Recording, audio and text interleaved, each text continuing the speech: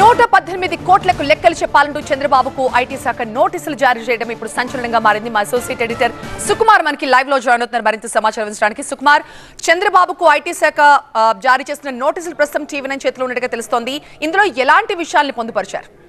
ముఖ్యంగా మనకి ప్రతి పేజ్లో కూడా డీటెయిల్డ్ డిస్కషన్, అంటే అసలు మనోజ్ వాసుదేవ్ పార్థసాని అనే అతను ఎవరు, ఇతను ఒక హై లెవెల్ పవర్ బ్రోకర్ కింద మనకు తెలుస్తుంది. ఎక్కువగా బిల్డర్స్కి సంబంధించి అదేవిధంగా కంపెనీలకు సంబంధించి లైజనింగ్ చేసే వ్యక్తి కింద మనకి క్లియర్గా కనిపిస్తుంది. అతను ఇచ్చిన స్టేట్మెంట్ ఏదైతే ఉందో దాంతోపాటు మనకి ఇన్కమ్ ట్యాక్స్ సేకరించిన ఇతర డాక్యుమెంట్స్ డీటెయిల్స్ అన్నింటినీ కనుక బేస్ చేసి చూస్తే చాలా క్లియర్ ఎవిడెన్స్గా మనకి ఇందులో మెన్షన్ చేసిన పరిస్థితి. ప్రతి దాంట్లో కూడా అంటే ఆల్మోస్ట్ కనుక మనం క్వశ్చన్స్లో కనుక చూస్తే షాపూర్జీ పలంజీకి ఆర్డర్ చేసిన వర్క్ ఆర్డర్స్ ఏవైతే ఉన్నాయో దానికి సంబంధించి టీడీపీ పార్టీ ఆఫీస్కి సంబంధించి టీడీపీ పార్టీకి సంబంధించి ఫండ్స్ ఇవ్వాలి అన్నారు. ఒక విధంగా నన్ను భయపెట్టారు, అంటే ఆల్రెడీ ఎక్కువ అమౌంట్స్ అన్నీ కూడా గవర్నమెంట్ దగ్గర బ్లాక్ అయి ఉన్నాయి కాబట్టి అది రిలీజ్ చేయాలంటే ఖచ్చితంగా ఈ ఫేవర్ చేయాలని చెప్పి శ్రీనివాస్ చెప్పారు కాబట్టి మేము ఇచ్చేసామని. అంటే ఇన్కమ్ ట్యాక్స్ డిపార్ట్మెంటు క్లియర్గా మనోజ్ వాసుదేవ్ని అడిగింది ఏంటంటే అసలు వాళ్ళు అడిగారు కానీ నువ్వు ఎందుకు ఇచ్చావు, నువ్వు రిఫ్యూజ్ ఎందుకు చేయలేదు అన్నదానికి కూడా తన సమాధానం చాలా క్లియర్గా చెప్పడం జరిగింది. దీన్ని కూడా ఇందులో పొందుపరుస్తూ ఒక స్టేట్మెంట్ కింద తీసుకోవడం మనం చూడొచ్చు. మరోవైపు శ్రీనివాస్ని దాదాపు 2016లో MVP కలిసినట్టుగా కూడా మనకి ఇన్కమ్ ట్యాక్స్కి అతను చెప్పిన పరిస్థితి కూడా క్లియర్గా కనిపిస్తుంది. ఇంకొక వైపు శ్రీనివాస్ పార్టీ ఫండ్స్ ఏవైతే ఉన్నాయో ఇవి ఎలక్షన్స్ అప్రోచ్ అవుతూ ఉన్నాయి కాబట్టి ఎలక్షన్స్ అప్రోచ్ అవుతున్న టైంలో పార్టీ ఫండింగ్ కావాలి, పార్టీ ఫండింగ్ సంబంధించి దాని నుండి దేని నుంచి ఎంతెంత ఇవ్వాలి అనే దానికి సంబంధించి కూడా చాలా క్లియర్గా ఎక్స్ప్లెయిన్ చేస్తూ ఇన్కమ్ ట్యాక్స్ నోటీస్లో మెన్షన్ చేయడం జరిగింది.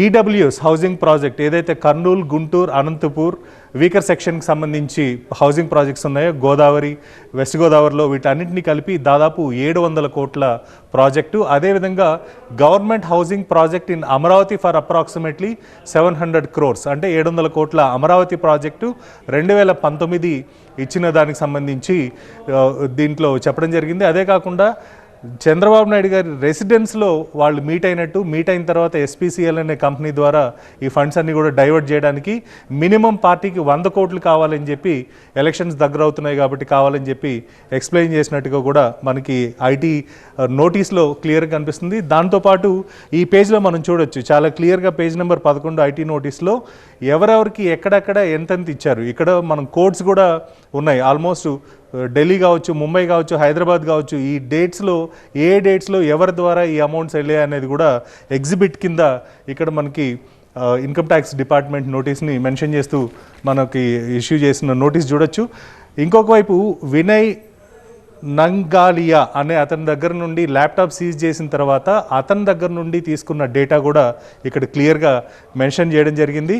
దీంతోపాటు మనకి క్యాష్ హ్యాండ్ ఓవరింగ్ ఏదైతే జరిగిందో అటు షాపూర్జీ పలంజీకి సంబంధించి బేసిక్ కాస్ట్ మీద, GST మీద వీటన్నిటిని పోను క్యాష్ ఎంత ఇవ్వాలి అనే దాని విషయానికి వస్తే ఆల్మోస్ట్ 63,3,75,000 రూపాయలు క్యాష్ పొలిటికల్ పార్టీ టీడీపీకి ఇవ్వాలి అని చెప్పి శ్రీనివాస్ చెప్పాడు అని చెప్పి దీంట్లో page number 6 13th exhibit of 2 కింద అనౌన్స్ చేయడం జరిగింది.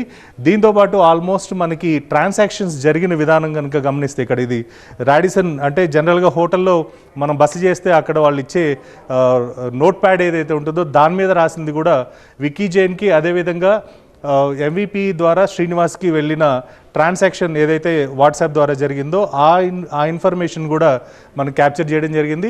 ఓవరాల్గా ఫిగర్స్ ఏదైతే మనం ఇప్పుడు ఇందులో చూసామో, అంటే రాడిసన్ స్లిప్ మీద ఏదైతే రాసిన ఇది ఉందో దాన్ని కనుక డీటెయిల్గా చూస్తే ఇన్కమ్ ట్యాక్స్ నోటీస్ ప్రకారం దాదాపు 9 కోట్లు 58 crores వచ్చిన వెంటనే 9 కోట్లు తీసుకోవడం, నిరంజన్ అనే వ్యక్తికి దాదాపు 24,90,00,000 ఇవ్వడం, శ్రీనాథ్ అనే వ్యక్తికి 3,50,00,000 ఇవ్వడం, అదేవిధంగా శేఖర్ బెంగళూరుకి సంబంధించిన వ్యక్తికి 1,82,00,000 ఇవ్వడం, నారాయణ్ అనే వ్యక్తికి 4,60,00,000 ఇవ్వడం.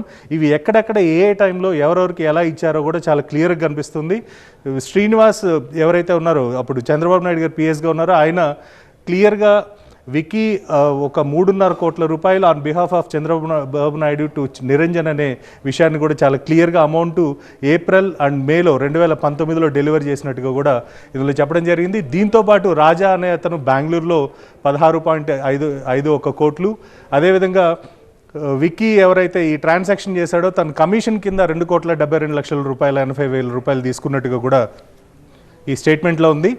దాంతోపాటు రావ్ అనే వ్యక్తికి హైదరాబాద్లో విక్కీ 13 కోట్లు ఇచ్చినట్టు, అదే కాకుండా మనకి అనికేత్ అనే వ్యక్తికి దాదాపు 4.3 కోట్లు ఇచ్చినట్టు, ఇలా ప్రతి ట్రాన్సాక్షన్కి సంబంధించి కూడా మనకి క్లియర్ కట్ ఎవిడెన్స్ని ఇన్కమ్ ట్యాక్స్ డిపార్ట్మెంటు క్యాప్చర్ చేయడం జరిగింది. ఇక్కడ ఇంకొక ఇంట్రెస్టింగ్ ఏంటంటే మనకి payments arranged through Phoenix Infra Hyderabad అనే కంపెనీ ద్వారా కూడా మనకి ట్రాన్సాక్షన్ జరిగినట్టుగా వాళ్ళ వాట్సాప్ చాట్ ఏదైతే ఉందో దానికి సంబంధించి ఎగ్జిబిట్ని కూడా ఇన్కమ్ ట్యాక్స్ డిపార్ట్మెంటు ఇక్కడ మనకి చెప్పడం జరిగింది. ఓవరాల్గా ఎంటైర్గా ఇదే కాకుండా మనకి ఎల్ఎన్టీ కంపెనీ కావచ్చు, ఇలాంటి కంపెనీలకు ఇచ్చిన ఆర్డర్స్ అన్నింటి నుంచి వచ్చిన క్యాష్ని బోగస్ కంపెనీలు, షెల్ కంపెనీస్ ద్వారా పార్టీ ఫండ్ కోసం రైజ్ చేసినట్టుగా, ముఖ్యంగా శ్రీనివాస్ అనే వ్యక్తి ద్వారానే ఈ ఎంటైర్ ట్రాన్సాక్షన్ జరిగినట్టుగా ఇన్కమ్ ట్యాక్స్ నోటీసులో కనిపిస్తుంది. ప్రతి ట్రాన్సాక్షన్ కూడా అంటే మనకి ఇక్కడ కోడ్ వర్డ్స్ చూడొచ్చు, BANG అంటే బెంగళూరు, అదేవిధంగా HYD అంటే హైదరాబాద్, ఇట్లా ఈ కోడ్ వర్డ్స్ని VISH అంటే విశాఖపట్నం, VIJAY విజయ్ అంటే విజయవాడ, ఇట్లా ప్రతి ఒక్కరికి జరిగిన హవాలా ట్రాన్సాక్షన్ ఏదైతే ఉందో దానికి సంబంధించిన ఇన్ఫర్మేషన్ కూడా క్యాప్చర్ చేసిన పరిస్థితి ఇన్కమ్ ట్యాక్స్ దగ్గర కనిపిస్తుంది. ముఖ్యంగా ఇక్కడ మనం ఇంకొకటి మెన్షన్ చేయొచ్చు, ఇంకొకటి ఏంటంటే 450 రూపాయలు వీళ్ళు కమిషన్ తీసుకున్నట్టుగా కూడా, అంటే లక్షకి 450 రూపాయలు కమిషన్ తీసుకొని ఈ హవాలా ట్రాన్సాక్షన్ని ఇక్కడ జరిపినట్టుగా కూడా మనకి ఇన్కమ్ ట్యాక్స్ ఇన్ఫర్మేషన్లో చాలా స్పష్టంగా ఉన్న పరిస్థితి.